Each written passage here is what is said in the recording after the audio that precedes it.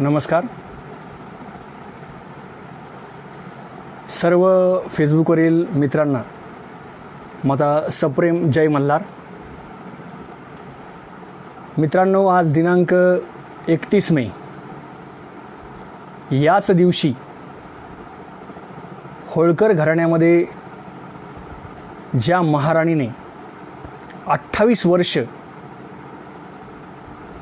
अतिशय उत्कृष्टपणे राज्यकारभार केला, एखाद्या पुरुष राज्यकर्त्यालाही लाजवेल असा राज्यकारभार ज्या महिलेने केला, अशा लोकमाता राजमाता पुण्यश्लोक अहिल्याबाई होळकर यांच्या जयंतीच्या मी तुम्हाला सर्वांना मनपूर्वक शुभेच्छा देतो. मित्रांनो,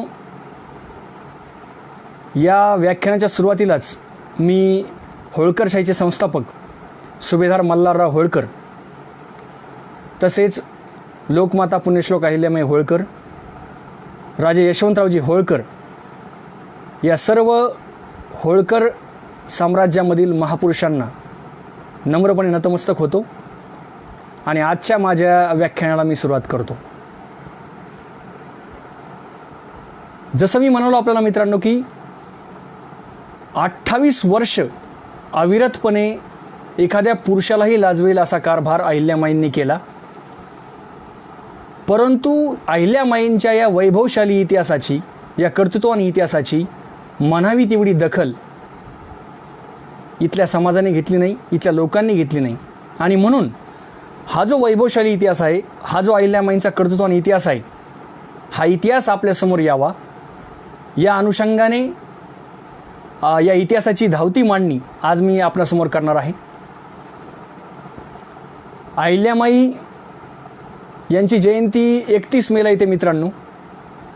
आणि मी जेव्हा विचार करतो की का अहिल्यामाईंचा इतिहास पोहोचला नसेल लोकांपर्यंत, अहिल्यामाईंचा इतिहास म्हणावा तितका का पोहोचला नसेल, आणि एक शिक्षक म्हणून जेव्हा मी याची कारणमीमांसा करतो तेव्हा माझ्या असं लक्षात येतं मित्रांनो की अहिल्याबाई होळकर यांची जयंतीची तारीख आहे 31 मे. आणि 31 मे हे आहेत शाळेच्या सुट्यांचे दिवस. म्हणजे बघा, खऱ्या अर्थाने महापुरुषांच्या विचारांची रुजवणूक होण्याचा काळ म्हणजे कोणता काळ, तर शालेय जीवनामध्ये, विद्यार्थी जीवनामध्ये खऱ्या अर्थाने विद्यार्थ्यावर संस्कार करण्याचं वय म्हणजे शिक्षणाचं वय. परंतु याच शाळांना आपल्याकडे सुट्टी असते 1 मे ते 15 जून या दरम्यान. म्हणजे 1 मे ते 15 जून या दरम्यान असणारे जे काही महापुरुष आहेत, हे महापुरुष आपल्या विद्यार्थ्यांना, आपल्या भविष्यातील पिढीला माहीत होत नाहीत. हे दुर्दैवाने म्हणावं लागेल मित्रांनो. मग तुम्ही 14 एप्रिल घ्या, 11 एप्रिलपासून आपण सुरुवात करू. महात्मा फुले यांची जयंती 11 एप्रिलला येते, त्या काळात परीक्षा सुरू असतात. डॉक्टर बाबासाहेब आंबेडकर यांची जयंती 14 एप्रिलला येते, त्या काळात परीक्षा सुरू असतात. त्याचबरोबर आजची जयंती आहे 31 मे, ही सुद्धा सुट्टीमध्ये येते. छत्रपती संभाजी महाराज यांची जयंतीसुद्धा सुट्टीमध्ये येते 14 मे. आणि लोकराजा राजर्षी शाहू यांची जयंतीसुद्धा येते ती 26 जूनला. म्हणजे नुकताच शाळा सुरू झालेल्या असतात. आणि मग आपल्याला असं वाटतं की कशाला जयंती घ्यायची, शाळा नुकतीच सुरू झाली. म्हणजे आपण जर विचार केला तर ज्या फुले शाहू आंबेडकरांचा उद्घोष आपण करतो, त्या महात्मा फुले असतील, आंबेडकर असतील, राजर्षी शाहू महाराज असतील, छत्रपती संभाजीराजे असतील, लोकमाता अहिल्याबाई होळकर असतील, यांची जयंती ही प्रामुख्याने येते सुट्ट्यांमध्ये. आणि म्हणून म्हणावा तेवढा या महापुरुषांचा इतिहास आपल्या भावी पिढीसमोर पोहोचत नाही. हे एक कारण, एक शिक्षक म्हणून हे एक कारण असावं असं मला वाटतं. आणि म्हणून मग कोणत्या प्रकारचा इतिहास आपल्या मुलापर्यंत पोहोचतो, तर ज्या खऱ्या अर्थाने जो इतिहास पोहोचवला पाहिजे होता तो इतिहास पोहोचत नाही. आणि म्हणून हे जे महापुरुष आहेत, हे महापुरुष विद्यार्थ्यापर्यंत, आपल्या भविष्यातील पिढीपर्यंत पोहोचत नाहीत. आणि ते पोचावेत या हेतूने मी एक असं आव्हान किंवा अशी सूचना या ठिकाणी मांडतो की या महापुरुषांची जयंती तर सुट्ट्यामध्ये येते, ती जयंती साजरी करण्यापेक्षा यांचे स्मृतिदिन जर मोठ्या उत्साहात शाळांमध्ये, कॉलेजमध्ये सुरू झाली तर खऱ्या अर्थाने महापुरुष विद्यार्थ्यापर्यंत पोहोचतील, युवकांपर्यंत पोहोचतील आणि नवीन पिढीपर्यंत पोहोचतील. मित्रांनो, अहिल्याबाई म्हटलं की आपल्याला आपल्यासमोर एक प्रतिमा उभी राहते, ती म्हणजे अहिल्याबाईंची हातात शिवपिंड घेतलेली प्रतिमा. शिवलिंग घेतलेली प्रतिमा. आणि याहीमुळं अहिल्यामाईंना एक बघण्याचा दृष्टिकोन त्या ठिकाणी बदलतो. फक्त एक देवभोळी स्त्री म्हणूनही बघण्याचा प्रयत्न अहिल्यामाईकडे होतो, परंतु तसं नाही मित्रांनो. आणि मी आणखीन एक आव्हान या ठिकाणी करतो की बहुधा आपण बऱ्याच वेळा म्हणतो सावित्रीबाई, अहिल्याबाई, ताराबाई, जिजाबाई असा उल्लेख बऱ्याच ठिकाणी होतो. माझं असं आव्हान असेल की आपण या सर्व महापुरुषांना बाई असं म्हणण्यापेक्षा माई असं म्हणावं. सावित्रीमाई फुले, अहिल्यामाई होळकर, जिजामाता आपण म्हणतो, रमाई, भीमाई, या पद्धतीने आपण माई जर असा उच्चार केला तर खऱ्या अर्थाने एक सन्मान त्या ठिकाणी त्यांचा राखला जाईल असं मला वाटतं. आता मी सुद्धा काही वेळा चुकू शकतो, माझ्याही करून बाई हा उल्लेख येऊ शकतो, परंतु हा सराव, ही सवय आपण लावली पाहिजे की अहिल्यामाई म्हणावं, अहिल्याबाई म्हणण्याऐवजी. कारण त्यामधून एक मातृसत्ताक कुटुंबपत्तीचा किंवा मातृसत्तेचा एक सन्मान त्या ठिकाणी निश्चितपणे आपण करत आहोत असं मला वाटतं. मी जसं म्हणालो की आणखीन एक आपण म्हणतो की अहिल्या देवी होळकर, याबद्दल सुद्धा माझं मत असं आहे, ठीक आहे अहिल्या यांना आपण देवी म्हणतो, परंतु आपल्याकडे एक पद्धत आहे महापुरुषांना देव करण्याची. म्हणजे महापुरुषांचा एकदा देव झाला की पुन्हा त्या महापुरुषाला आपण देवाच्या चौकटीमध्ये बंद करतो आणि मग काय सुरू करतो, तर तो महापुरुष का झाला तर त्याच्यामध्ये दैवी शक्ती होती. मग ते सगळ्या महापुरुषांच्या बाबतीमध्ये आपण म्हणतो की त्यांना देवत्वाचं लेबल लावतो. आणि म्हणून महापुरुषांना देवत्वाचं लेबल न लावता, त्यांची पूजा न करता, त्यांची आरती न करता, त्यांच्या कार्यावर, त्यांच्या विचारावर आपण चालावं, हे सुद्धा आव्हान या ठिकाणी मी करतो आणि माझ्या व्याख्यानाला सुरुवात करतो. अहिल्या म्हटलं की आपल्या डोळ्यासमोर आणखीन एक अहिल्या उभी राहते. ही अहिल्या कुठली, तर ही आहे पुराणातील अहिल्या. ज्या अहिल्येला तिच्या पतीने म्हणजे गौतम ऋषीने शाप दिला होता आणि म्हणून ती शिळा होऊन पडली होती, दगड होऊन पडली होती, ती अहिल्या सुद्धा या प्रसंगी आपल्याला आठवते. असं म्हणतात की या अहिल्याचा उद्धार रामाने केला. म्हणजे रामांच्या चरणस्पर्शाने पुराणातील अहिल्याचा उद्धार झाला. हेच वाक्य मी थोडंसं बदलतो मित्रांनो. जी पुराणातील अहिल्या होती, रामाच्या स्पर्शाने त्या पुराणातील अहिल्याचा उद्धार झाला. परंतु मित्रांनो, ही जी मध्ययुगीन अहिल्यामाई होती, हिच्या स्पर्शाने मात्र रामाचा उद्धार झालेला आहे, हे आपण लक्षात ठेवावं. कारण अहिल्यामाईनी राम असतील, ज्योतिर्लिंग असतील, इथले मंदिरं असतील, मशिदी असतील, या सर्वांचा जीर्णोद्धार करून एक मोठं वैभव, एक सांस्कृतिक वैभव टिकून ठेवण्याचं काम या ठिकाणी केलं आहे. आणि म्हणून पुराणातील अहिल्याचा उद्धार रामाने केला, पण मध्ययुगीन अहिल्याने रामाचा उद्धार केला, साक्षात रामाचा उद्धार केला, असं विधान एक आपण या ठिकाणी करू शकतो. अहिल्यामाईंचा इतिहास बघताना थोडीशी पार्श्वभूमी आपण लक्षात घेतली पाहिजे. अहिल्यामाई घडल्या कशा हे आपण लक्षात घ्यावं. म्हणजे 31 मे 1725ला अहिल्यामाईंचा चौंडी या गावी जन्म झाला. मानकुजी शिंदे पाटील यांच्या घरात त्यांचा जन्म झाला. परंतु अहिल्यामाईंचं खरं घडणं कुठून सुरू झालं, तर अहिल्यामाईंना घडवलं सुभेदार मल्हारराव होळकर आणि त्यांच्या पत्नी गौतमाबाई होळकर यांनी. या दोघांच्या प्रयत्नांनी अहिल्यामाईंचं जीवन घडलं, त्यांची जीवनदृष्टी बदलली. म्हणजे जसं आपण म्हणतो छत्रपती शिवरायांना घडवण्यामध्ये राजमाता जिजाऊ आणि स्वराज्य संकल्पक छत्रपती शहाजीराजे यांची भूमिका होती, अगदी तसंच अहिल्यामाई होळकर यांना घडवण्यामध्ये कुणाची भूमिका असेल तर ते सुभेदार मल्हारराव होळकर आणि त्यांच्या पत्नी म्हणजे अहिल्यामाईंच्या सासू गौतमबाई होळकर यांची भूमिका होती, हे आपण लक्षात घ्यावं. मल्हारराव होळकर हे नाव मराठी इतिहासामधलं एक खूप मोठं नाव आहे. खरं तर मल्हारराव होळकर यांचा जन्म होळचा म्हणून ते होळकर झाले. खरं तर त्यांचं मूळ नाव वीरकर, परंतु मल्हारराव होळकर यांचं पितृछत्र फार लवकर हरवल्यामुळं त्यांची आई त्यांच्या मामाकडे आली खानदेशामध्ये. हे मामा पेशव्यांच्या जे सरदार होते कदम बांडे, या कदम बांडे यांच्या पदरी होते, चाकर होते. ती चाकरीनंतर मल्हाररावांनी स्वीकारली. म्हणजे मेंढ्या चारण्याचं काम करणारे मल्हारराव जेव्हा सैनिक म्हणून मराठ्यांच्या दरबारी दाखल झाले, तेव्हा असा काही कर्तृत्व आणि इतिहास या मल्हाररावांनी घडवला की मल्हारराव हे होळकरशाहीचे संस्थापक झाले. अतिशय कमी कालावधीत झपाटून अनेक मोहिमा राबवल्या. हिंदुस्थानात, उत्तर भारतात इतका पराक्रम मल्हाररावांनी गाजवला की त्या जोरावर एक स्वतःचं साम्राज्य निर्माण करण्याचं काम मल्हाररावांनी केलं. आणि म्हणून पेशव्यांनी त्यांना माळवा प्रांताची सुभेदारी त्या ठिकाणी बहाल केली. आणि तिथून सुरू झालं खऱ्या अर्थाने होळकरशाहीची सुरुवात. तिथून सुरू होते, मल्हाररावापासून सुरू होते. याच मल्हाररावांची आणि अहिल्यामाईंची पहिली भेट कधी होते? तर मल्हारराव हे इतक्या वरच्या पातळीवरचे योद्धे होते की बाजीराव पेशवे यांच्या खांद्याला खांदे लावून, मांडीला मांडी लावून बसण्याची योग्यता मल्हाररावांची होती. मराठ्यांच्या दरबारामध्ये खूप मोठा मान मल्हाररावांना होता. उत्तर भारतामध्ये एक दबदबा, मोगलांना, दिल्लीच्या पातशाला सुद्धा घबराट सुटेल, दहशत बसेल असा दबदबा मल्हाररावांचा होता. अशा मल्हाररावां एकदा पुण्याला जात असताना त्यांचा मुक्काम चौंडी या ठिकाणी पडला. आणि चौंडी या गावी त्यांनी या अहिल्यामाईंना पहिल्यांदा पाहिलं. बोलकी अहिल्यामाई, तिचं चालणं, तिचं बोलणं, तिचा करारी बाणा, तिचं ते लोभस दिसणं, हे सगळं मल्हाररावांना भावलं. आणि त्यांना असं वाटलं की हिला आपल्या खंडेरावासाठी आपण वरावं. आणि म्हणून त्यांनी माणकुजी शिंदे यांना विनंती केली की तुमची ही कन्या तुम्ही आम्हाला द्यावी.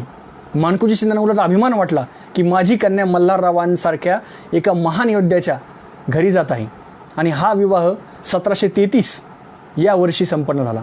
खंडेराव होळकर आणि अहिल्यामाई होळकर यांचा विवाह हा संपन्न झाला ज्यावेळी अहिल्यामाईंचं वय 8 वर्षाचं होतं.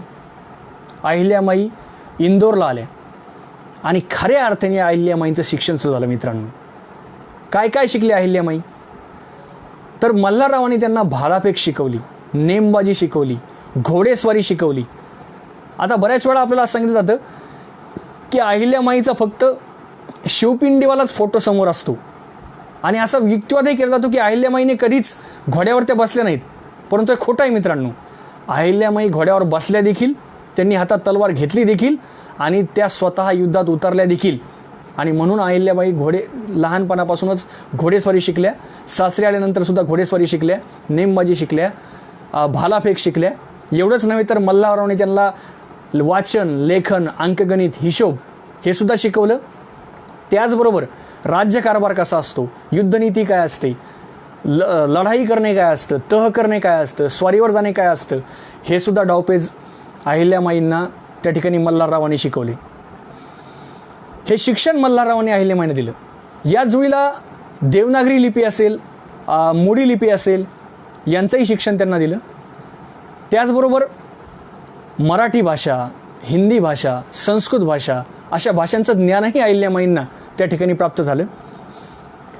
आणि हे का होऊ शकलं? तर मल्हारराव हे ज्या ज्यावेळी स्वारीला जायचे त्या त्यावेळी अहिल्यामाईंना सोबत घ्यायचे. अहिल्यामाईंना त्या स्वारीवर सोबत घ्यायचे आणि त्या स्वारीवर जेव्हा असायच्या तेव्हा हे सगळं अहिल्यामाई पाहत होते की कशा पद्धतीने हे युद्धनीती असेल, हे राजकारण असेल, हा राज्यकारभार असेल, हा कशा पद्धतीने चालवला जातो याचं निरीक्षण अहिल्यामाई करायच्या. आणि मल्हारराव आणि अहिल्यामाई यांचं एक नातं, एक बाप लेकीचं नातं त्या ठिकाणी तयार झालेलं होतं. आणि मल्हाररावांना आपल्या खंडेराव या मुलापेक्षा सुद्धा एक मोठा विश्वास, आत्मविश्वास अहिल्यामाईवर होता. आणि म्हणून विशेषत्वाने त्यांचे हे प्रयत्न सुरू होते. मल्हारराव होळकर ज्यावेळेस स्वारीवर असायचे त्यावेळेस त्यांची पत्र ही अहिल्यामाई यांच्या नावाने यायची. म्हणजे यामून तुमच्या लक्षात येईल की मल्हाररावांच्या गैरहजेरीमध्ये सगळं राज्यकारभार असेल, सगळं तिथलं कारभार असेल, तो पाहण्याचं काम अहिल्यामाई करायच्या.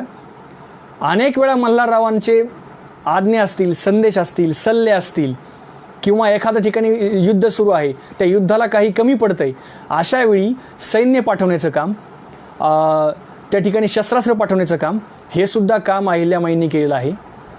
कारखान्यामध्ये, युद्ध कारखान्यामध्ये शस्त्रास्त्र निर्मिती असेल, तोफखान्याची निर्मिती असेल आणि त्या पोचवणं असेल, अशा वेगवेगळ्या अनुभवातून अहिल्यामाई घडलेल्या होत्या. आणि अहिल्यामाईंना घडवणारे होते मल्हारराव होळकर. तितकंच योगदान आहे गौतमाबाई होळकर यांचं, जे त्यांच्या सासू होत्या. गौतमाबाई होळकर या अहिल्यामाईंना सासूपेक्षा आईसारख्या होत्या. ते त्यांना गुरुस्थानी होत्या. गौताबाईंना सुद्धा एक खूप मोठा अनुभव होता. त्या अनुभवाच्या जोरावर त्यांनी अहिल्यामाईंना आपले अनुभव सांगितले, अनेक गोष्टी सांगितल्या. आणि खऱ्या अर्थाने अहिल्यामाईंच्या राज्यकारभाराची एक पायाभरणी मल्हारराव होळकर आणि अहिल्यामाई गौतमाबाई होळकर या दोघांच्या वशातून आणि वारशातून अहिल्यामाईंची जडणघडण झाली, हे आपण या ठिकाणी लक्षात घ्यावं. अहिल्यामाई यांचा विवाह झाला खंडेराव होळकरांशी. खंडेराव होळकर एक असं नाव मित्रांनो की ज्यांना छत्रपती संभाजीराजे ज्यांना जसं बदनाम केलं गेलं, आपल्या इतिहासाने बदनाम केलं होतं संभाजीराजेंना. ते व्यसनी होते, रगेल आणि रंगेल होते, नादान आणि नाकर्ते होते.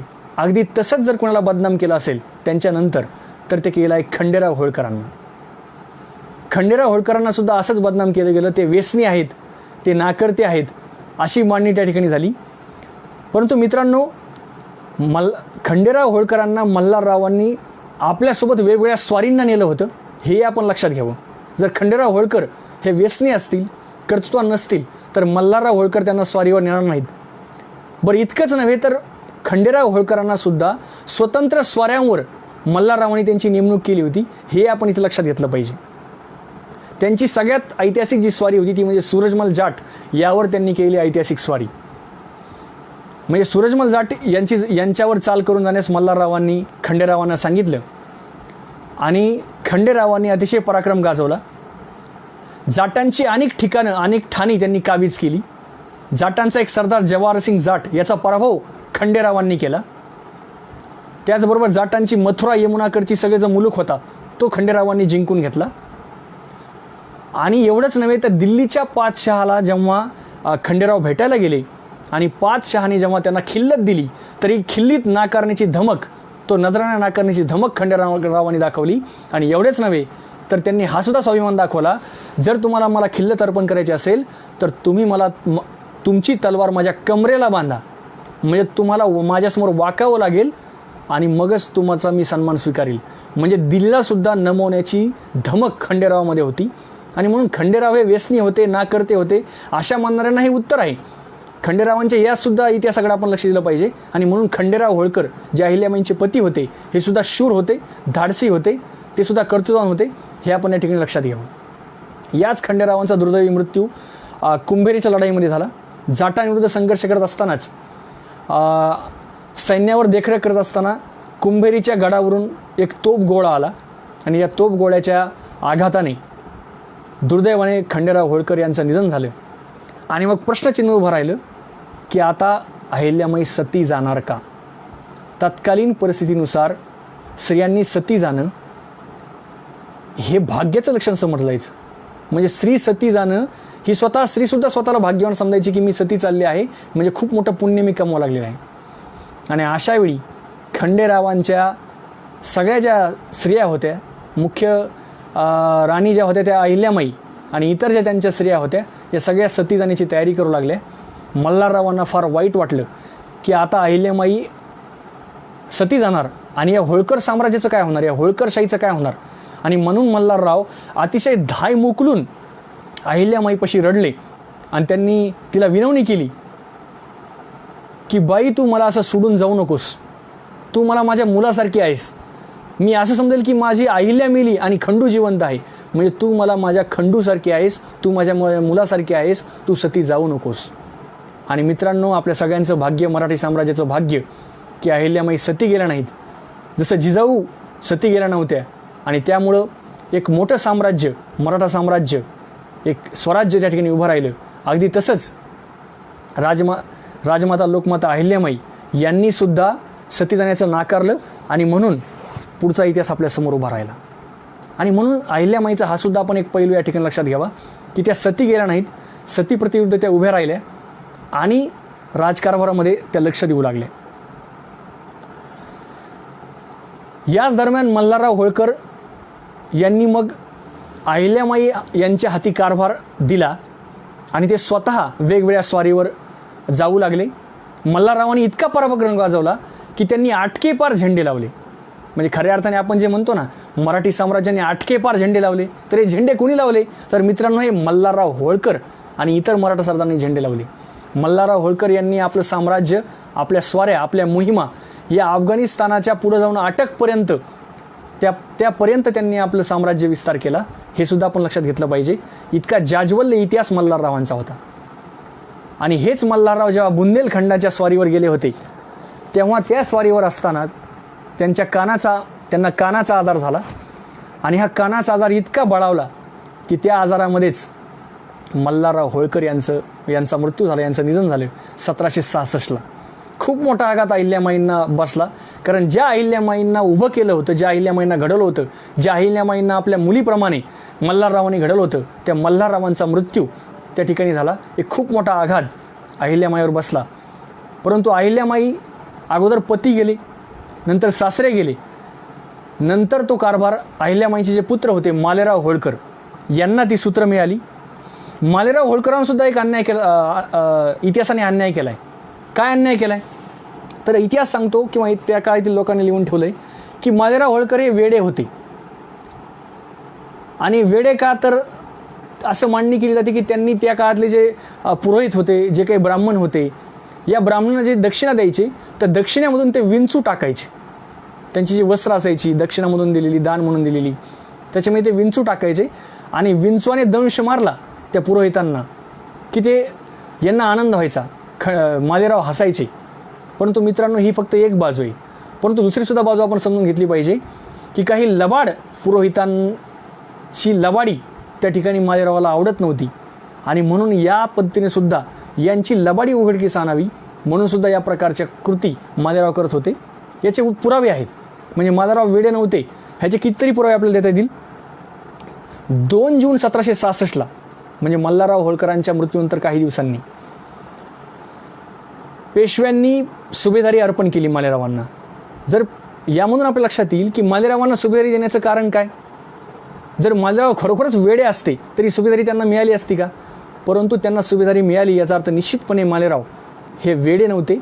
हे एक कर्तृत्ववान असे योद्धे होते, सैनिक होते.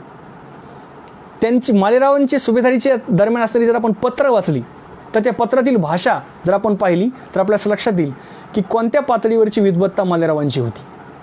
ते एक सुजाण राज्यकर्ते होते, एक जबाबदार राजकारणी होते. आणि म्हणून मालेरावांना जे बदनाम करण्याचा प्रयत्न केला की मालेराव हे वेडे होते, ते अशा प्रकारे विंचू सोडून छळायचे, ही थोडीशी चुकीची मांडणी या ठिकाणी झालेली आहे. परंतु मालेराव हे जबाबदार सुभेदार होते. त्यांची पत्र आपण वाचली तर लक्षात येईल की मालेराव यांनी या पद्धतीने कशा पद्धतीने राज्यकारभार चालवला. परंतु दुर्दैवाने मित्रांनो, मालेरावसुद्धा फार काळ जगले नाहीत. अहिल्याबाईंचे पुत्र जे मालेराव यांचा मृत्यूसुद्धा फार लवकर झाला. 1767 म्हणजे मल्हारराव होळकर गेल्यानंतर 1च वर्षांनी त्या ठिकाणी मालेरावांचं सुद्धा निधन झालं, मृत्यू झालं. आणि मालेरावांसोबत त्यांच्या 2 ज्या पत्नी होत्या आणि एकूण ज्या त्यांच्या 11 स्त्रिया होत्या त्या सगळ्या स्त्रिया त्या ठिकाणी 2 ज्या त्यांच्या पत्नी होत्या त्या सती गेल्या. आणि पुन्हा एकदा तो मुलकी कारभार अहिल्यामाई यांच्याकडे आला. आता खऱ्या अर्थाने म्हणजे मल्हारराव गेले, पती खंडेराव गेले, पुत्र मालेराव गेले. आणि आता प्रश्न उभा राहिला की राज्यकारभार कोणी चालवायचा. आणि मग मुलकी कारभार सांभाळण्याची जबाबदारी अहिल्यामाई होळकर यांच्यावर आली. आणि फौजेचा जो कारभार आहे किंवा स्वाऱ्यावर जाणं, लढाया करणं, हा जो कारभार आहे हा तुकोजी होळकर यांच्याकडे ही जबाबदारी देण्यात आली. आता इथं तुम्ही लक्षात घ्या, मल्हारराव यांचा मृत्यू झालेला आहे, पती खंडेराव यांचा मृत्यू झालेला आहे, मुलगा मालेराव याचासुद्धा मृत्यू झालेला आहे. आणि अशा वेळी अहिल्यामाई एकट्या पडलेल्या आहेत. आणि अशा वेळी मग पेशव्यांनी चाल खेळायला सुरुवात केली. पेशव्यांना असं वाटलं की खूप मोठी संपत्ती इंदोरच्या संस्थानामध्ये आहे, कोटीमध्ये ती संपत्ती आहे, ही संपत्ती आपल्याला मिळेल, आता त्याला कोणी वारस नाही, ही चांगली संधी आहे. आणि ही जी कट रचण्याचं काम कोणी केलं असेल तर यामध्ये 2 व्यक्ती आहेत मित्रांनो. त्यामधलं एक नाव आहे गंगोबा तात्या चंद्रचूड आणि दुसरं नाव आहे राघोबा दादा पेशवे म्हणजेच रघुनाथराव पेशवे. गंगोबा तात्या चंद्रचूड हे जे होते हे होळकराच्या दरबारामध्ये दिवाण होते. त्यांना मोह सुटला. त्यांना असं वाटलं की आता ही सगळी संपत्ती माझ्याकडे येणार, कारण आता इथं वारस कोण आहे आणि मग कुणाला हाताशी धरावं. म्हणून त्यांनी राघोबा पेशवे यांना हाताशी धरण्याचा प्रयत्न केला. आणि राघोबांना त्यांनी पत्र पाठवलं या गंगोबांनी. काय म्हणून पाठवलं की इथली जी दौलत आहे ती बेवारच झाली आहे, इथे सगळे दुःखात आहेत, तुम्ही येथे येऊन दौलतीचा कारभार समेटावा, आपले सत्वर येणे समयोचित आहे. अशा प्रकारची भाषा गंगोबाची होती. आणि गंगोबाला हे सांगायचं होतं की तुम्ही इथं लवकर या आणि हा जो कारभार इथं आहे, जो एका विधवा स्त्रीच्या हातामध्ये आहे, ती एकटी पडलेली आहे, तुम्ही एकटेच तुम्हीच हे सगळं सावरू शकता, तुम्ही इथं लवकर या. अशा प्रकारची भाषा गंगोबाने आपल्या पत्रामध्ये केली. आणि राघोबाला सुद्धा खूप लालूच सुटली. राघोबाला वाटलं आयतच घावड आपल्या हाती येते काहीही कष्ट न करता. आणि म्हणून राघोबा आपलं 50,000 सैन्य घेऊन त्या ठिकाणी अहिल्यामाईवर चाल करून आले. 50,000 सैन्यासोबत त्या ठिकाणी राघोबा चाल करून आले. पण अहिल्यामाई सुद्धा काही साध्या नव्हत्या. अहिल्यामाईंनी काय करावं? अहिल्यामाईंनी ताबडतोब म्हणजे ही बातमी राघोबाला पोहोचण्याआधीच, म्हणजे गंगोबाने जे पत्र लिहिलं राघोबाला, ते राघोबाला पत्र पोहोचण्याआधीच ही बातमी अहिल्यामाईंना कळाली होती. इतकं अहिल्यामाईंचं गुप्तहेर खातं हे जबरदस्त होतं. आणि म्हणून अहिल्यामाईंना ही बातमी कळाली आणि त्यांनी ताबडतोब आपली मुत्सद्देगिरी दाखवली. त्यांनी पहिलं पत्र पाठवलं तुकोजी होळकरांना.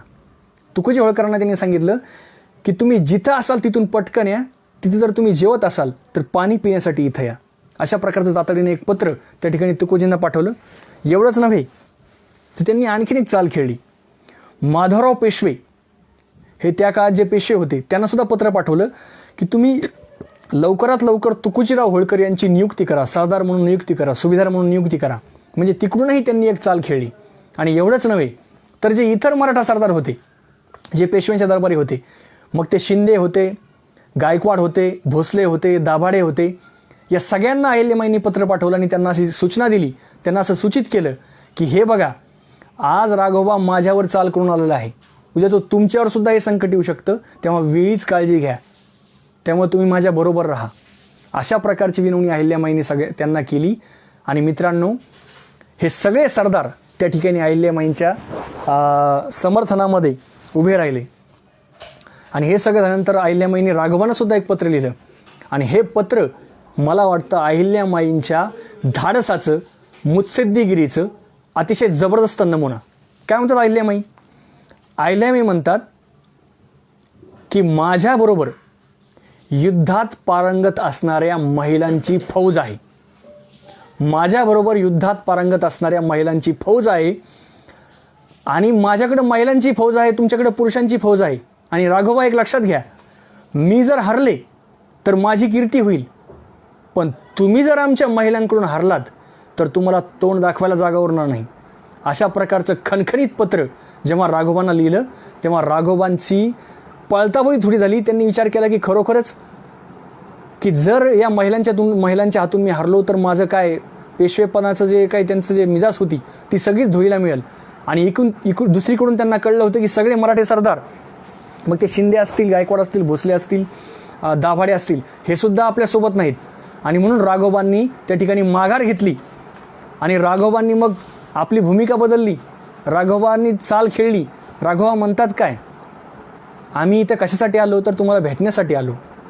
तुम्हाला काय भेटण्यासाठी आलो तर राघोबा म्हणतात मालेराव गेले, तुमच्या सांत्वनासाठी आम्ही इथं आलेलो आहोत. यावेळेस अहिल्यामाईंनी सुद्धा त्यांना प्रतिप्रश्न केला, जर सांत्वनाला यायचेच तर तुम्ही एवढी फौज का आणलीत, तुम्ही एकटेच का आला नाहीत, हा सुद्धा प्रतिप्रश्न केला. आणि राघोबा दादांना त्या ठिकाणी नामोहरम केलं. आणि मित्रांनो, या ठिकाणी राघोबांचा पराभव झालाय.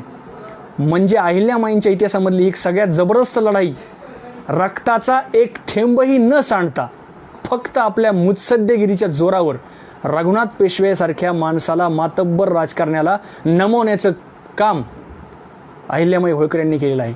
आणि म्हणून ही लढाई एक ऐतिहासिक लढाई आहे की ज्या लढाईमध्ये अहिल्यामाईंनी आपल्या मुत्सद्देगिरीच्या जोरावर या राघोबादादा पेशवे यांना नामोहरम केलं.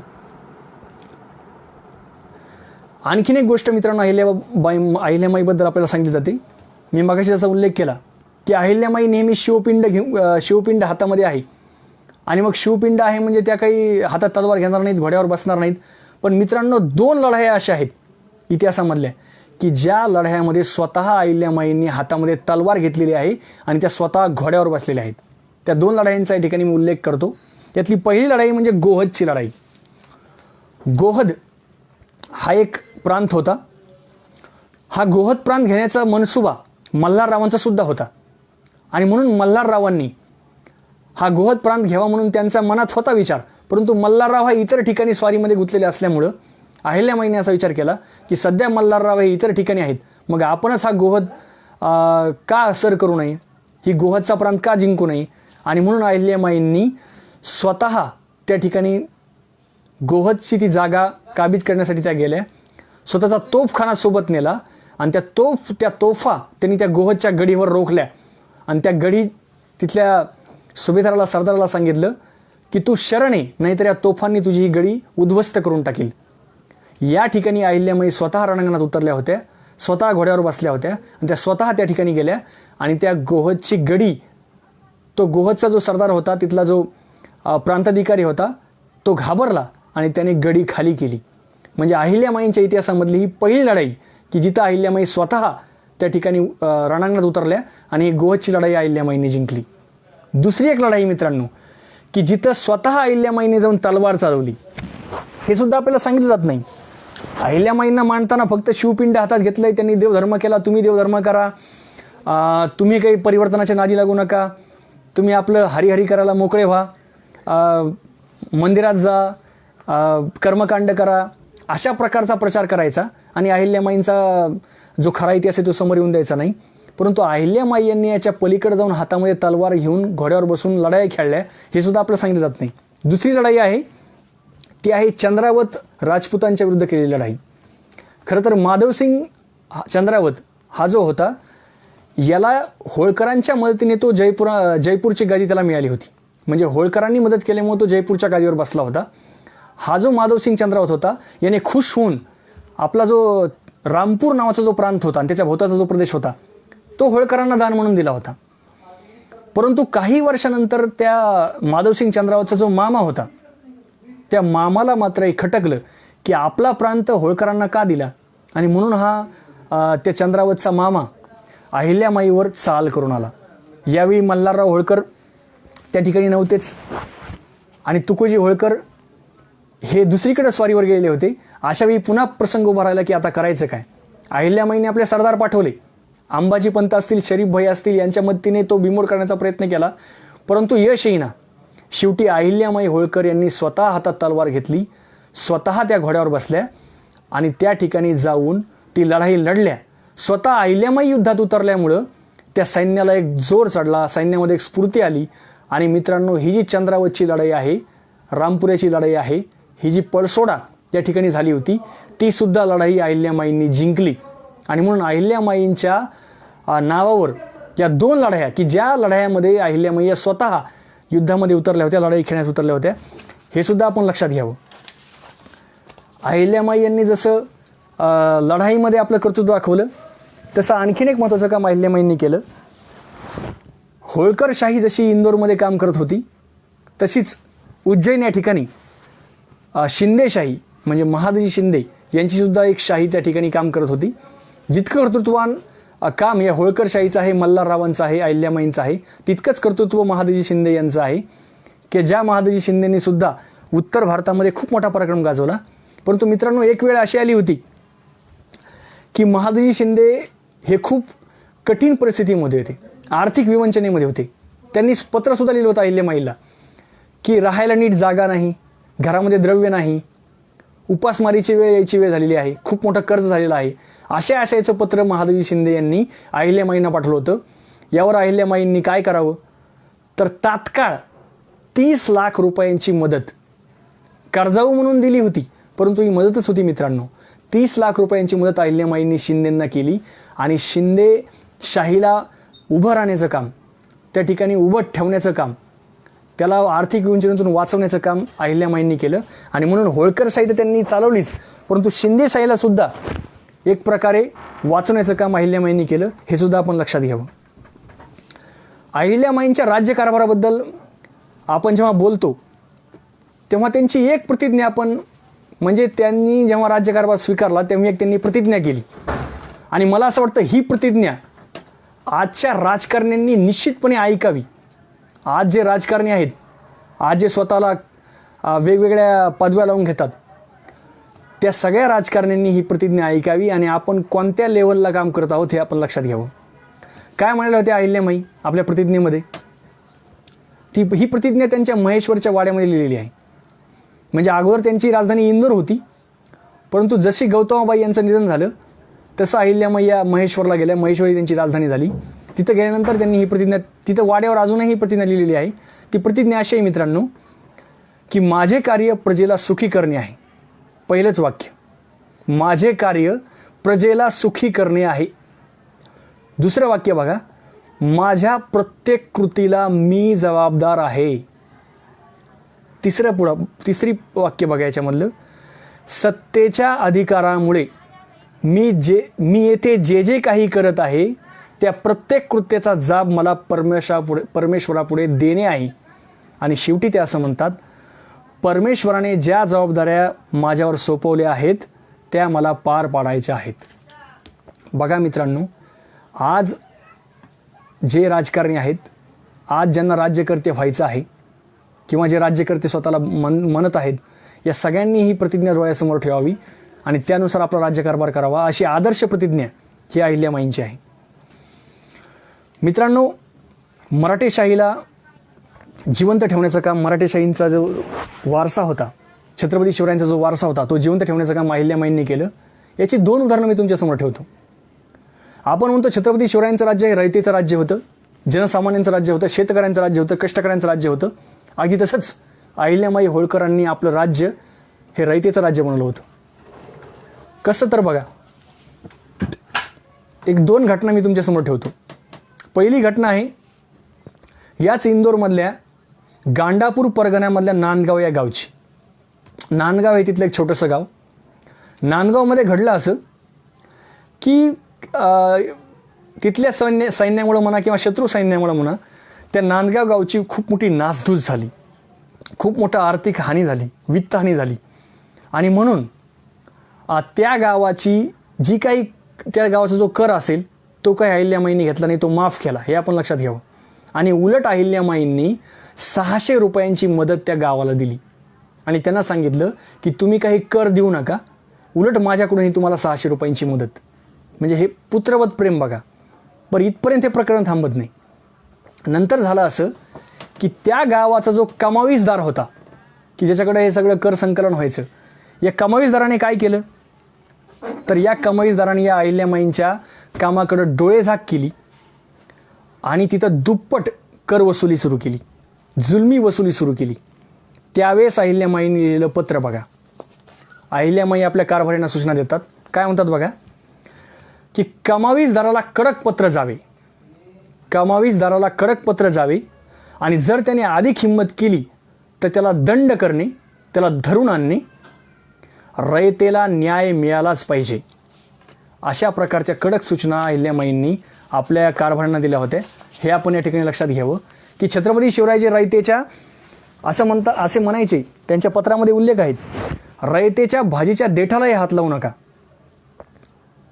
तर या प्रकारचं जे शिवरायांचं काम होतं, अगदी त्याच धर्तीवर शिवरायांचा वारसा चालवण्याचं काम अहिल्यामाईंनी केलं. आणखीन एक प्रकरण ज्यामधून सिद्ध होतं की अहिल्यामाईंचा कारभार, अहिल्यामाईंचं राज्य हे रयतेचं राज्य होतं. महिपतपूर नावाचं एक गाव, त्याच संस्थानामधलं, इंदोर संस्थानामधलं. महिपतपूरचे लोक तक्रार घेऊन अहिल्यामाईकडे आले आणि त्यांनी तक्रार केली की मातोश्री, अहिल्यामाईंना लोक मातोश्री म्हणायचे, हे आपण लक्षात घ्यावं. महाराज म्हणायचे, मातोश्री म्हणायचे. मातोश्री की जो मामलतदार आहे आमचा, तो आमच्याकडून कर वसूल करतो आणि कर दिला नाही तर आमच्याकडून लाकडे फोडून घेतो, कष्टाची कामे करून घेतो. आम्ही पैका आणावा कुठून? हे मामलतदार फार मातलेत आणि म्हणून आम्ही तुमच्या पायाशी आलो आहोत. अशी विनवणी त्या महिपतपूरच्या लोकांनी अहिल्यामाईसमोर केली. अहिल्यामाईंनी त्या ठिकाणी तात्काळ असा आदेश तिथे दिला. त्या म्हणाल्या की जर तुम्ही असे वागलात, त्या मामलतदारांना त्यांनी असं सांगितलं, खडसावून सांगितलं की जर तुम्ही असे वागलात तर तुमचा मुलाहिजा ठेवला जाणार नाही. जो रयतेला तकलीफ देईल त्याचा नायनाट, हे आमचे सूत्र तुम्ही ध्यानी ठेवावे आणि जी अधिक पट्टी तुम्ही वसूल केलेली आहे ती तात्काळ वापस करावी, हा आमचा हुकूम आहे. अशा प्रकारच्या सूचना अहिल्यामाईंनी तिथल्या मामलतदाराला दिल्या. म्हणजे ज्या पद्धतीने शिवरायांनी वतनदारांचं वर्चस्व नष्ट केलं आणि थेट राजा आणि प्रजा असा संवाद साधला, प्रजाहित दक्षता त्या ठिकाणी दाखवली, अगदी त्याच पद्धतीने छत्रपती शिवरायांच्या स्वराज्याला साजेशी शिवरायांचा स्वराज्याचा वारसा, रयतेचा राज्याचा वारसा पुढे चालवण्याचं काम अहिल्यामाईंनी केला ह्या ठिकाणी आपल्या लक्षात येतं. अहिल्यामाईंचा राज्यकारभाराचा विचार करताना त्यांचा स्त्रीविषयक दृष्टिकोन सुद्धा अत्यंत महत्त्वाचा वाटतो. म्हणजे मला वाटतं आता जे मी सांगणार आहे ते बऱ्याच जणांना माहितीही असेल, परंतु हे फार क्रांतिकारी मित्रांनो. आपण सीता स्वयंवर ऐकलंय, द्रौपदी स्वयंवर ऐकलंय, रुक्मिणी स्वयंवर ऐकलंय. ही स्वयंवर कशासाठी झाली? तर या स्त्रियांना अनुरूप वर मिळावा म्हणून त्यांच्या वडिलांनी ही केली स्वयंवर होती. तुम्हाला मी आता एक असं स्वयंवर सांगणार आहे जे सीता स्वयंवर, रुक्मिणी स्वयंवर, द्रौपदी स्वयंवर यापेक्षा वेगळं आहे आणि या स्वयंवराचं नाव आहे मुक्ता स्वयंवर. कोण आहे ही मुक्ता? ही मुक्ता आहे अहिल्यामाईंची मुलगी. म्हणजे अहिल्यामाईंना मालेराव नावाचा मुलगा होता आणि मुक्ता नावाची मुलगी होती. या मुक्ता नावाच्या मुलीसाठी अहिल्यामाईंनी काय करावं? तर इंदोर संस्थानामध्ये त्या ठिकाणी काही कालावधीसाठी चोर असतील, दरोडेखोर असतील, लुटारू असतील यांचा खूप मोठा हायदोस, खूप मोठा गोंधळ त्या ठिकाणी सुरू झाला होता. यामुळं अहिल्यामाई त्रस्त झाल्या होत्या आणि म्हणून यांच्या बंदोबस्त कुणी करायचा म्हणून त्यांना चिंता पडली. अहिल्यामाईंनी काय करावं? तर अहिल्यामाईंनी दरबार भरवला आणि या दरबारात त्यांनी जाहीर केलं. काय जाहीर केलं? की जो कोणी शूर, धाडसी आणि चतुर या ठिकाणी या चोर, लुटारू, दरोडेखोरांचा बंदोबस्त करील, आपल्या पराक्रमाने त्यांचा बंदोबस्त करील, अशा वीर पुरुषाला आमची मुक्ता नावाची कन्या ही मी कन्यादान करील, त्याच्याशी त्याचा विवाह लावून देऊ. असा पण त्या ठिकाणी अहिल्यामाईंनी केला. मला सांगा, इतिहासात तरी किंवा त्याच्यानंतरच्या आत्तापर्यंतच्या इतिहासात तरी कधीतरी कुणी असा पण केलाय का की स्वराज्यासाठी, रयतेसाठी आपल्या मुलीचा पण त्या ठिकाणी अहिल्यामाईंनी लावला, मुलीला स्वयंवरासाठी उभं केलंय आणि जाहीर असं केलं की जो कोणी हे करील, जो कोणी, हे सुद्धा हायलाईट करण्यासारखं आहे, अंडरलाईन करण्यासारखं. इथं जो कोणीमध्ये काही येत नाही, म्हणजे जात येत नाही, धर्म येत नाही, गोत्र येत नाही, इथं काही येत नाही. आणि म्हणून अहिल्यामाई या जात, पात, गोत्र, धर्म याच्या पलीकडच्या होत्या. त्या असं म्हणायच्या की मी फक्त कर्तृत्व पाहते, जात पाहत नाही. मला वाटतं हे वाक्य आज प्रत्येकाने हृदयावर करून ठेवा असं वाक्य आहे की मी फक्त कर्तृत्व पाहते, जात पाहत नाही. आणि आपणही मित्रांनो कधीही फक्त कर्तृत्व पाहिलं पाहिजे, जात पाहिली नाही पाहिजे, धर्म पाहिलं नाही पाहिजे. आणि तेच अहिल्यामाईंनी केलं. मुक्ताचं स्वयंवर त्या ठिकाणी मांडलं आणि एक तरुण त्या ठिकाणी समोर आला आणि त्याने पण घेतला की मी हे करून दाखवतो. त्या तरुणाने खरोखर त्या सगळ्यांचा बिमोड केला. कोण होता हा तरुण? या तरुणाचं नाव आहे यशवंतराव फणसे आणि हा होता एक भिल्ल आदिवासी समाजातील एक तरुण. म्हणजे एकीकडं पण लावण्याचं हा ऐतिहासिक पण तर आहेच, परंतु मध्ययुगीन काळातला पहिला आंतरजातीय विवाह सुद्धा अहिल्यामाईंनी लावून दिला.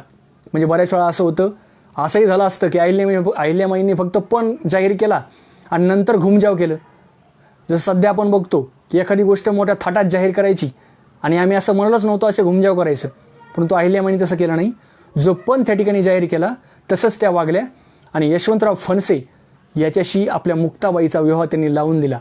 हा मध्ययुगीन काळातील पहिला आंतरजातीय विवाह, एक क्रांतिकारी घटना, ही सुद्धा आपण लक्षात घ्यावी. म्हणजे अहिल्यामाईंचा जात धर्माच्या पलीकडे पाहण्याचा दृष्टिकोन या ठिकाणी आपल्या लक्षात येईल.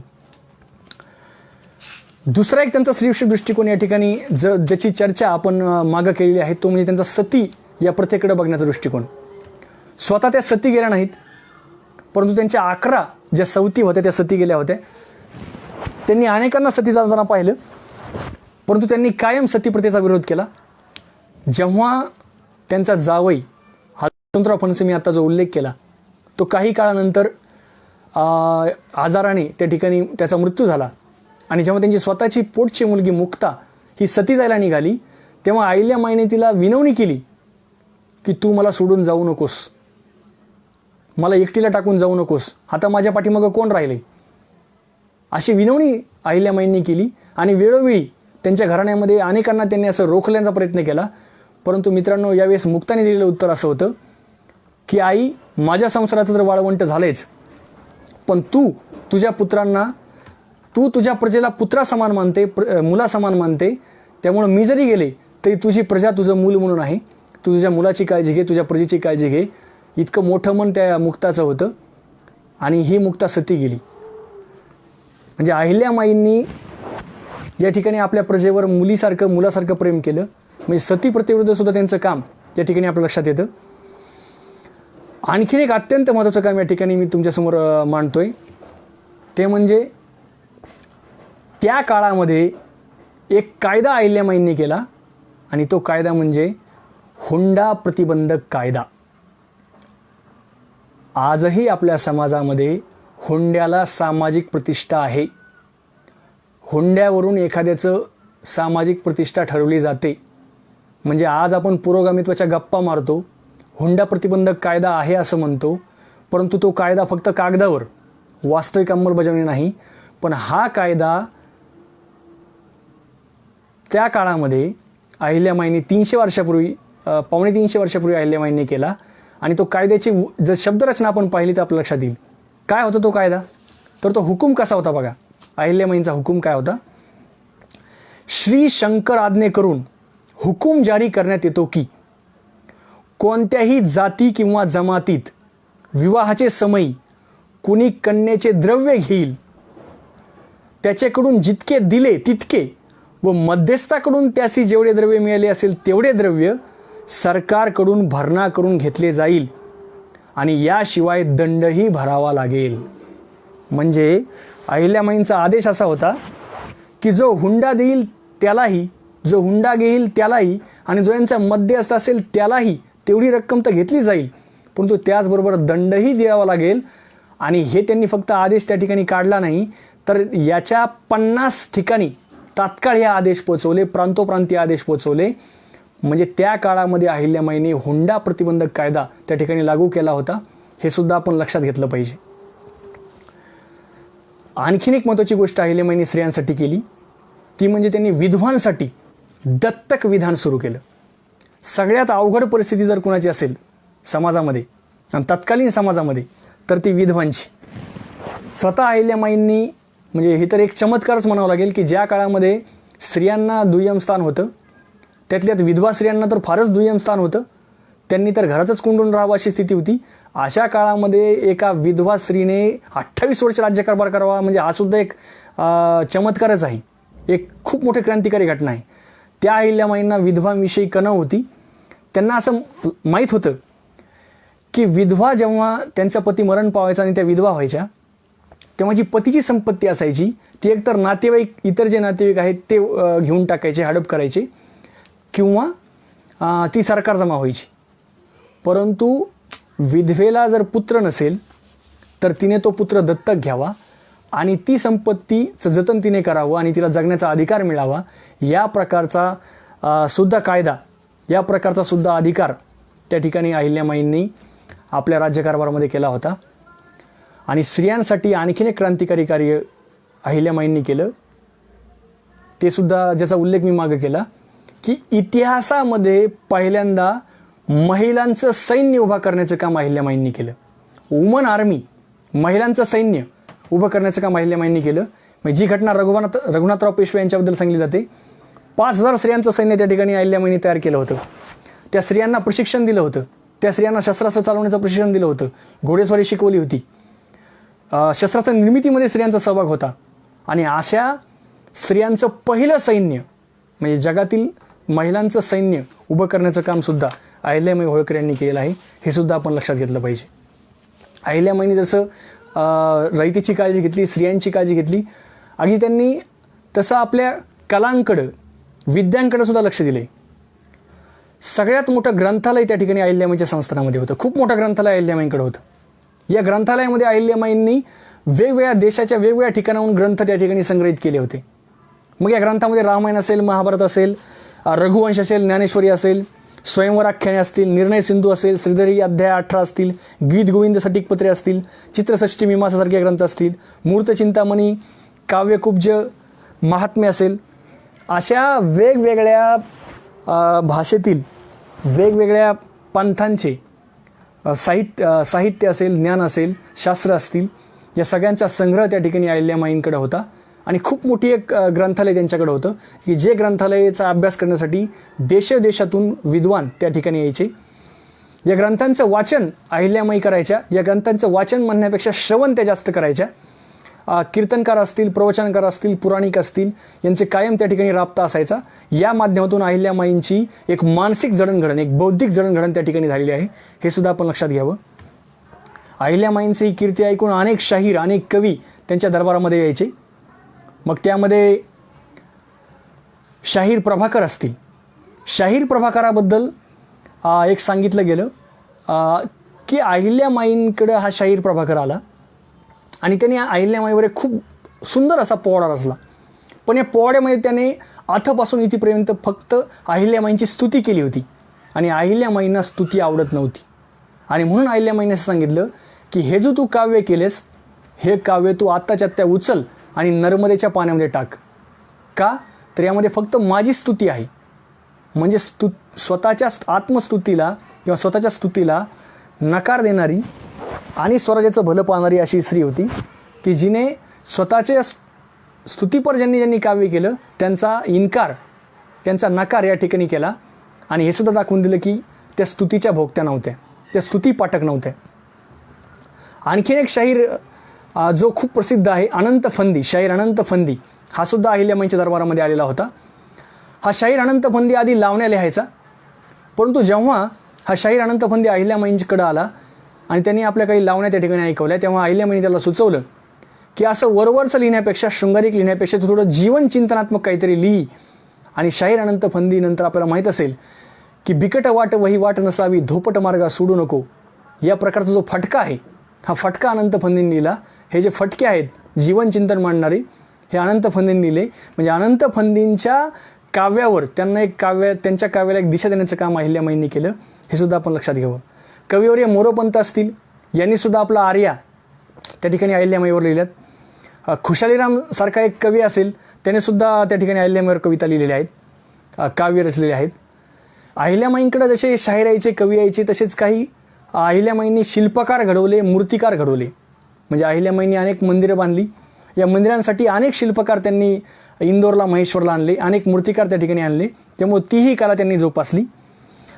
त्याचबरोबर त्यांनी महेश्वर या ठिकाणी उत्तम विणकर त्या ठिकाणी आणले आणि एक कापडाची खूप मोठी बाजारपेठ उभी केली.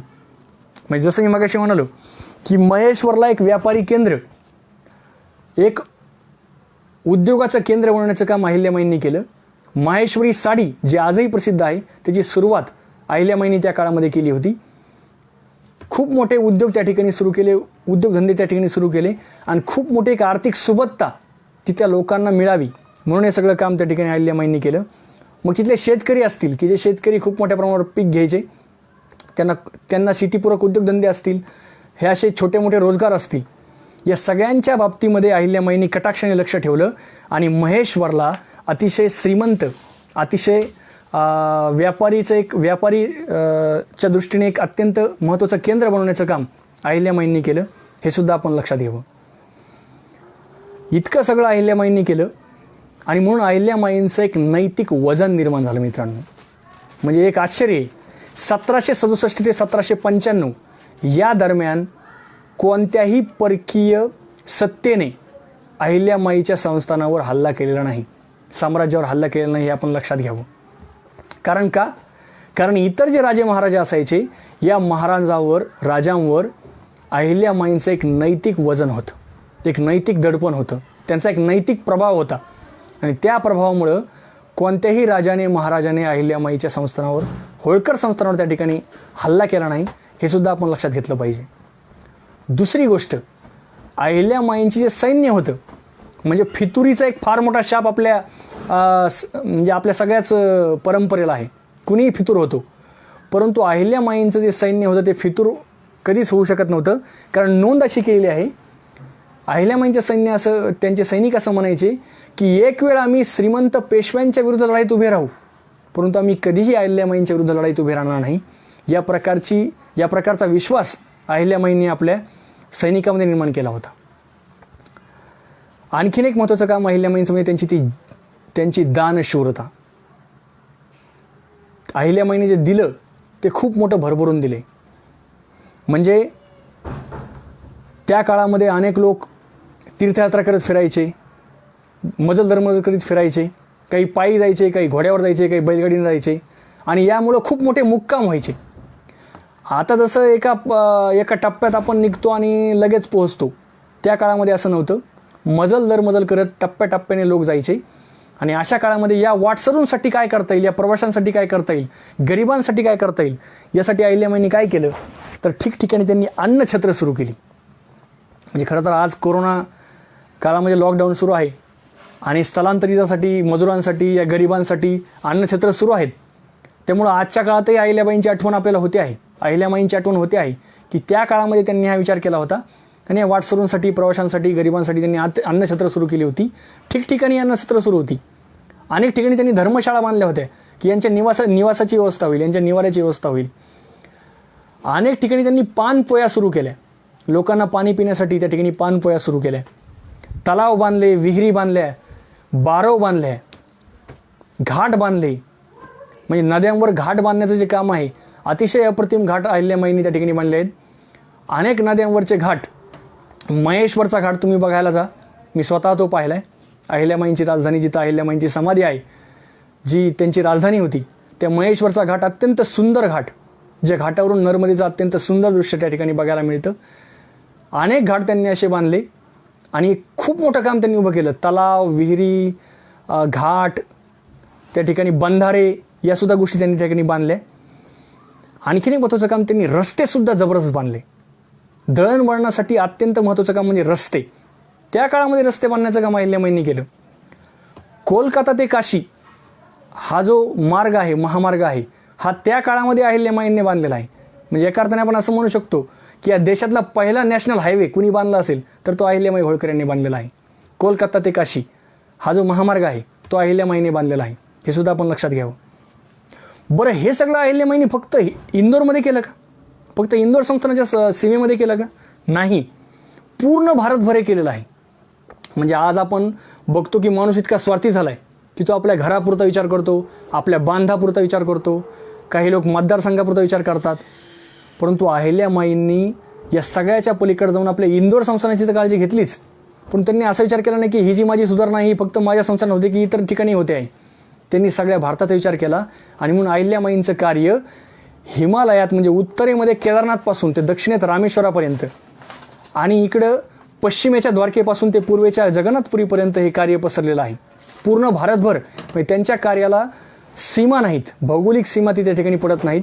इतकं अमर्याद कार्य, इतकं पूर्ण भारतभर काम अहिल्यामाईंनी त्या ठिकाणी उभं केलं, हे सुद्धा आपण लक्षात घेतलं पाहिजे. त्यांनी अनेक मंदिराचा जीर्णोद्धार केला. मग त्या ठिकाणी 12 ज्योतिर्लिंग असतील, त्यातले 5 ज्योतिर्लिंग असतील. आपल्या बीड या जिल्ह्यातील परळी वैजनाथ असेल, वेरूळचं घृष्णेश्वर असेल, काशी विश्वेश्वराचं मंदिर असेल, रामेश्वराचं मंदिर असेल, अयोध्येचं श्रीराम मंदिर असेल, सोमनाथचं मंदिर असेल, अशा अनेक मंदिराचा जीर्णोद्धार, मंदिराची बांधकामं, तिथल्या धर्मशाळा, तिथले घाट, हा जर सगळा खर्च पाहिला मित्रांनो तर काय खर्च केला असेल.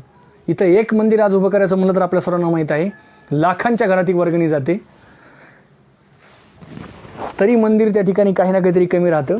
अशा काळामध्ये अहिल्यामाईंनी एवढा खर्च त्या ठिकाणी या वास्तूंना उभा करण्यामध्ये केला आणि यामध्ये त्यांचं जशी धार्मिकता होती तशी अनेक गोष्टी होत्या.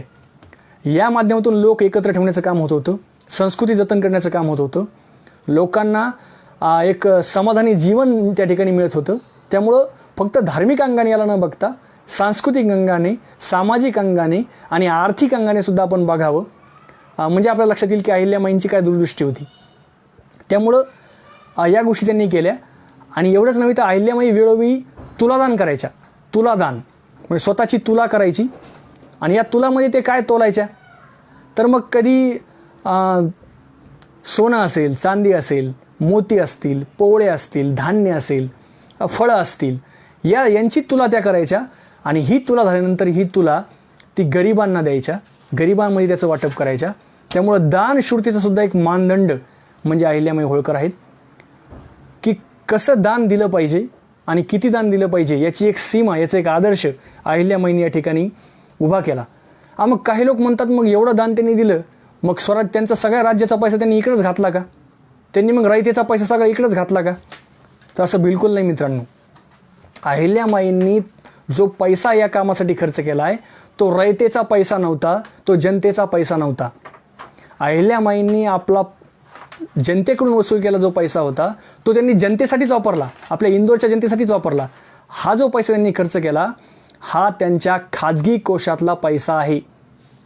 म्हणजे होळकरशाहीमध्ये ज्यावेळेस मल्हारराव होळकरांना त्या ठिकाणी सुभेदारी प्राप्त झाली त्याच वेळेस गौतमाबाईपासून हा खाजगी कोष सुरू झाला. गौतमाबाई यांना 3 लाखाचा खाजगी कोष त्या ठिकाणी त्या काळामध्ये मिळाला होता.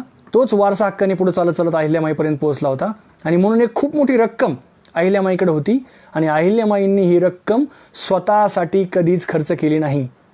अहिल्यामाई अतिशय साधं राहत होते. पांढरी साडी, साधं राहणीमान, फक्त घोंगडीवर बसायच्या. अशी महाराणी इतिहासात तुम्हाला सापडणार नाही. इतकं साधं राहणीमान अहिल्यामाईंचं होतं आणि या सगळा खाजगी कोशातला पैसा अहिल्यामाईंनी हा सगळा समाजासाठी वापरला, जे आपण आत्ता उल्लेख ऐकले. त्यामुळं हा पैसा काही जनतेचा पैसा नव्हता, स्वतःच्या वैयक्तिक मालकीतला हा पैसा अहिल्यामाईंनी लोककल्याणाकरता खर्च केला, हे सुद्धा आपण लक्षात घेतलं पाहिजे. आणि म्हणून अहिल्यामाई लोकमाता ठरतात. लोकांसाठी त्यांनी हे काम केलं, लोकांच्या कल्याणासाठी काम केलं आणि म्हणून अहिल्यामाईंना लोकमाता म्हटलंय. आणि ही लोकमाता उपाधी इतिहासात कुणालाही मिळाली नाही आणि म्हणून ही उपाधी खूप महत्त्वाची आहे मित्रांनो. आणि म्हणून हे कार्य या ठिकाणी आपण लक्षात घ्यावं. अहिल्यामाईंनी आता आपण बऱ्याच वेळा अशी मांडणी होती की मग अहिल्यामाईंनी फक्त हिंदूंसाठीच काम केलं का, मग फक्त हिंदूंच्या मंदिरासाठीच काम केलं का? तसं नाही मित्रांनो. अहिल्यामाईंनी इतर धर्मांसाठी सुद्धा काम केलंय. म्हणजे हे कुणी लिहून ठेवलंय तर जॉन माल्कम नावाचा जो इंग्रज अधिकारी त्यावेळी होता त्याने असं लिहून ठेवलंय की तो म्हणतो की या स्त्रीचं चारित्र्य अत्यंत अलौकिक आहे आणि ह्या स्त्रीला जरी धर्माचं वेड असलं तरी ही स्त्री परधर्म सहिष्णू आहे. म्हणजे अहिल्यामाईंना ही जी पावती दिली आहे ही पावती जॉन माल्कमने दिली की अहिल्यामाई इतर धर्माची सुद्धा त्या ठिकाणी सहिष्णुता त्यांच्याकडे होती, त्यांचाही ते आदर करायच्या. आणि म्हणून हिंदू मंदिराबरोबरच त्यांनी पीर, मशिदी असतील, दर्गे असतील यांची काळजी घेतली. तसेच या ठिकाणचे जे मौलवी आहेत त्यांची नेमणूक करण्याचं काम अहिल्यामाईंनी केलं. त्याचबरोबर हैदर अली, टिपू सुलतान, हैदराबादचा निजाम, अयोध्येचा नवाब हे जे मुस्लिम राजे होते, या मुस्लिम राजांच्या मनामध्ये अहिल्याबाईबद्दल अत्यंत नितांत आदर होता, हे सुद्धा आपण लक्षात घेतलं पाहिजे. आणखीन एक गोष्ट, खंडेरावांच्या ज्या 11 पत्नी सती गेल्या होत्या त्यापैकी एक जी पत्नी होती ती मुस्लिम होती. आणि मग ज्यावेळेस तो विधी करण्यात आला, श्राद्ध तर्पण विधी, त्यावेळेस त्या पुरोहिताने काय केलं, सगळ्या सतींचं नाव घेतलं परंतु त्या मुस्लिम पत्नीचं नाव घेतलं नाही.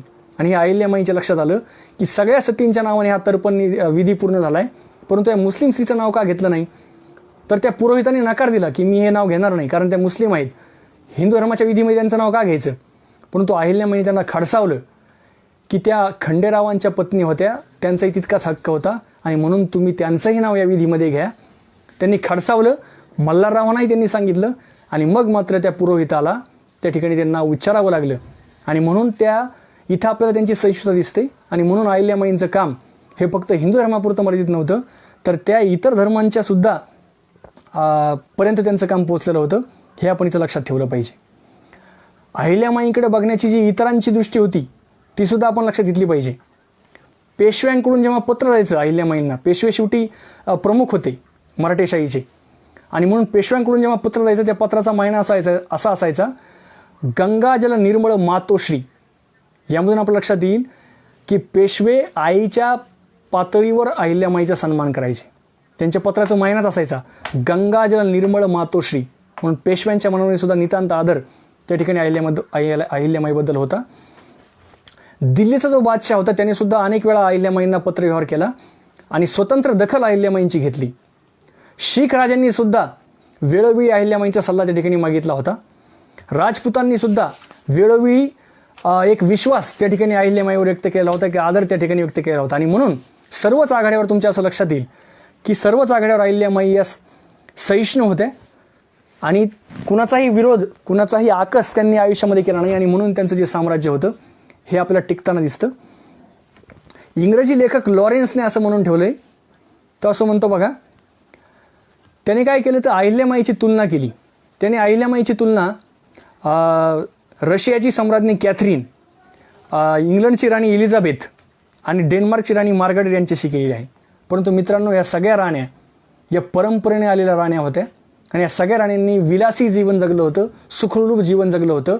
परंतु सगळं हाती असताना जी फक्त घोंगडीवर बसून राज्यकारभार पाहत होती, अतिशय साधं राहून राज्यकारभार पाहत होती, आणि म्हणून या सगळ्या राण्यांना बाद करून अहिल्यामाई या सगळ्यांपेक्षा वर ठरतात. वरचं स्थान अहिल्यामाईंना मिळतं, आणि म्हणून ही सुद्धा तुलना त्या ठिकाणी होऊ शकत नाही. स्कॉटलंडची एक कवयित्री त्या ठिकाणी भारतामध्ये आली होती, तिचं नाव जोना बेली. हिने अहिल्यामाईवर एक चरित्र लिहिलंय, आणि जोना बेलीने आपल्या चरित्रामध्ये एक कविता लिहिली अहिल्यामाईवर इंग्रजीमध्ये, आणि ती कविता मधल्या 4 ओळी मी तुमच्यासमोर पेश करतो. ही स्कॉटलंडची कवयित्री जोना बेली असं म्हणते बघा, for 30 years her reign of peace, for 30 years her reign of peace, the land of blessing did increase. For 30 years her reign of peace, the land of blessing did increase, and she was blessed by energy tongue. She was blessed by energy tongue, by strain and gently old and young. ती असं म्हणते की या 30 वर्षाच्या काळामध्ये एक शांततेचं जीवन इथल्या लोकांनी अनुभवलं, एक आशीर्वादमय जीवन इथल्या लोकांनी अनुभवलं. प्रत्येकजण अहिल्यामाईची स्तुती करायचा, प्रत्येकजण अहिल्यामाईला आशीर्वाद द्यायचा. मग यामध्ये शत्रू असतील, म्हातारे असतील, आबालवृद्ध असतील, या सगळ्यांकडून अहिल्यामाईंची स्तुती त्या ठिकाणी व्हायची. हे सुद्धा आपण लक्षात घेतलं पाहिजे. आणि म्हणून अहिल्यामाईंना बाहेरून शत्रूंनी सुद्धा त्या ठिकाणी कधीच त्रास देण्याचा प्रयत्न केला नाही, आणि आतूनही कधी त्यांच्या विरुद्ध बंड फितुरी कधी झालेली आपल्याला दिसली नाही. हे सुद्धा आपण लक्षात घ्यावं.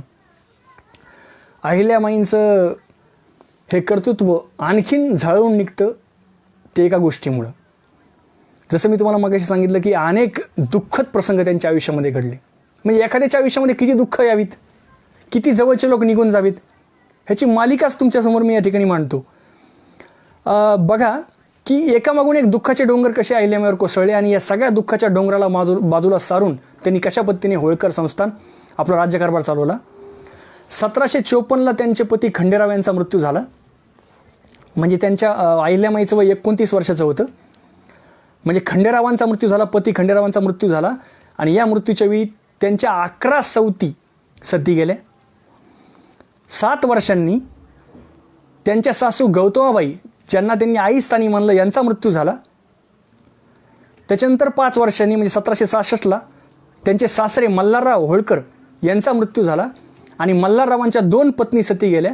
म्हणजे अहिल्यामाईंच्या 2 सासा त्या ठिकाणी सती गेल्या.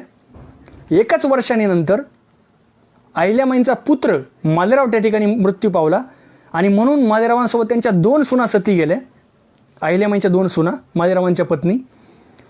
आणखीन काही वर्षानंतर त्यांचा नातू नथोबा, या नथोबाचा मृत्यू झाला, आणि या नथोबाच्या मृत्यूनंतर त्यांच्या 2 नात सुना त्या ठिकाणी सती गेल्या.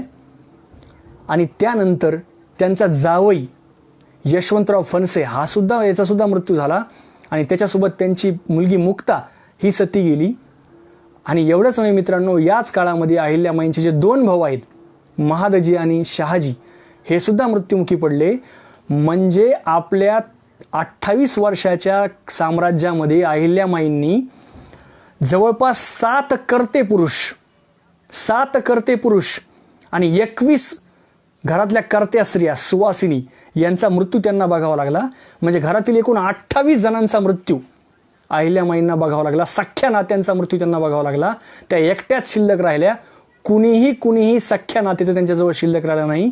परंतु अशाही काळात अहिल्यामाईंनी, म्हणजे हा योगायोग आहे बघा, 28 जवळची माणसं त्यांच्यापासून दूर निघून गेली, आणि बरोबर तितकीच वर्ष, 28 वर्ष अतिशय चोख कारभार त्या ठिकाणी अहिल्यामाईंनी केला.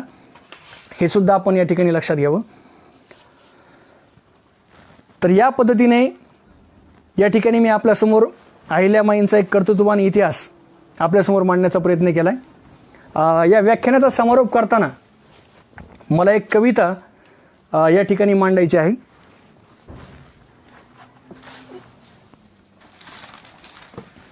या कवितेने मी माझा या व्याख्यानाचा समारोप करणार आहे.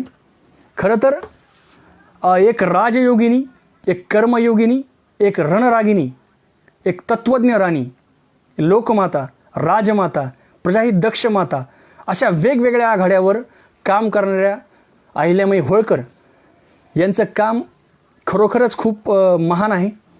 आणि या निमित्ताने आज या जयंतीनिमित्ताने मला या इतिहासाला फार धावता आढावा या ठिकाणी मी घेतलेला आहे. परंतु समारोप करताना एक कविता या ठिकाणी मी सादर करतो. ही कविता आहे माधव जुलियन यांची. माधव त्र्यंबक पटवर्धन हे जे कवी आहेत यांनी ही अहिल्यामाई होळकर यांच्यावर ही कविता लिहिली आहे. ही कविता अशी आहे मित्रांनो. कवितेचं शीर्षक आहे कुणी काय बांधले. स्थळे शोधुनी निसर्ग सुंदर रम्य मंदिरे घाटकुणी, वापडशाळा बांधून केले येते जाते लोकरुणी, अन्नछत्रही विद्या भिक्षुक यात्रिक यास्तव करून सुरू, संस्कृती चिंतेतून सोडविले विद्याध्यापक धर्मगुरू, जिच्या व्यक्तिगत उत्पन्नातून वाहे दानाची सरिता, ती गंगाजल निर्मल राणी कोण जिचा नशको चरिता, भोग परान्मुख होय परी न घे कर्तव्याचा संन्यास, निधिध्यासके सदाशिवाचा योग कठीण हा अन्यास, राजयोग जनकाचा नाही भाकड गोष्ट पुराणीची, रहस्य दावी इतिहासाची कथा अहिल्या राणीची, कांचनगंगा वाहवनी जी उभय यशाचा धवलगिरी, होळ खरकुल प्रभा कोण हो तत्स्मृतीला न धरील शिरी. अशा प्रकारे अप्रतिम असं वर्णन या ठिकाणी माधव जुलियन यांनी अहिल्यामाई होळकर यांच्या या कवितेतून केलेलं आहे. आज या प्रसंगी अहिल्यामाई होळकर यांचा हा जो वैभवशाली कर्तृत्वान इतिहास आहे, 28 वर्ष या माऊलीने, या लोकमातेने अतिशय समर्थपणे एखाद्या कर्त्या पुरुषालाही लाजवेल अशा प्रकारचा राज्यकारभार आपल्या साम्राज्यामध्ये केला आणि आपल्या होळकर साम्राज्याला एका वेगळ्या उंचीवर नेऊन ठेवलं. तर या महान अशा लोकमातेला, पुण्यश्लोक अहिल्यामाई होळकर यांच्या विचारांना, कार्याला, प्रतिमेला मी पुन्हा एकदा नम्रपणे नतमस्तक होतो आणि पुन्हा एकदा आपणा सर्वांचे मी मनपूर्वक आभार मानतो आणि माझ्या वाणीला या ठिकाणी पूर्णविराम देतो. जय मल्हार.